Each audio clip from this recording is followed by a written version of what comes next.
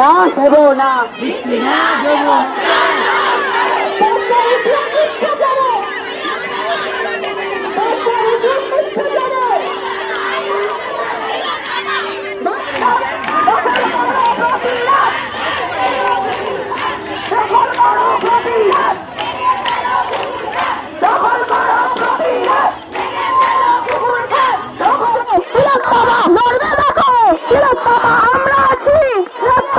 পশ্চিমবঙ্গের বিভিন্ন জেলায় 14ই আগস্টের মধ্যরাতে এই আন্দোলন শুরু হয়ে গেছে।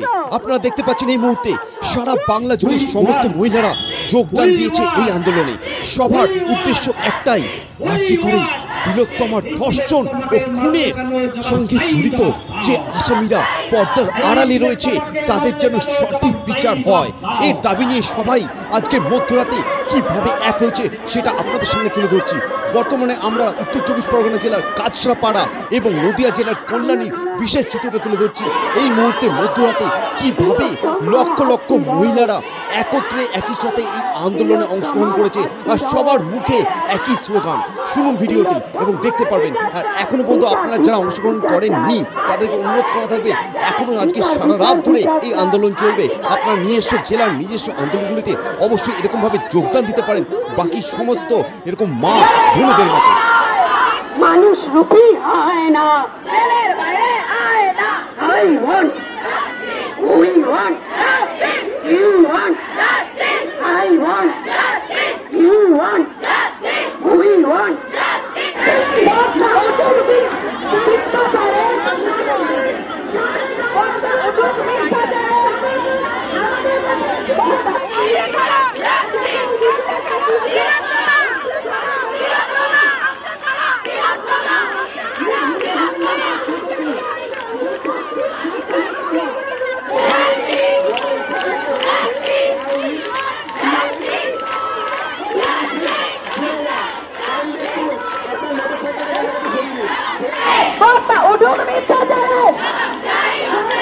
কথা উঠবি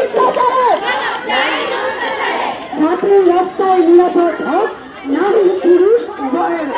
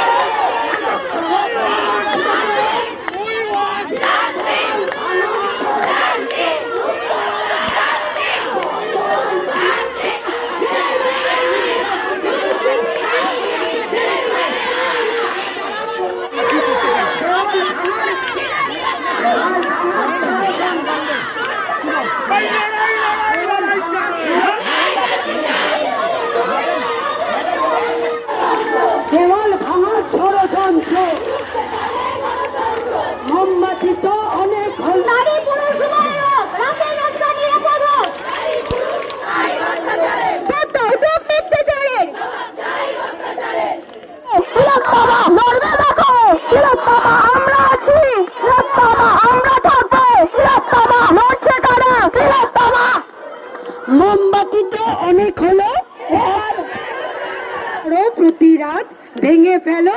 কোথায় গেল প্রশাসন? জবাব চাই, জবাব দাও। এই দর্শকদের আড়াল কেন? মুখ্যমন্ত্রী জবাব চাই, জবাব দাও। এই লড়াই লড়াই লড়াই চাই। এই আমার বোন বলল কেন? প্রশাসন জবাব চাই, জবাব দাও। এই তাই তো বলি প্রশাসনের বিরুদ্ধে এই সিভিককে সামনে এনে কাকে আড়াল করার চক্রান্ত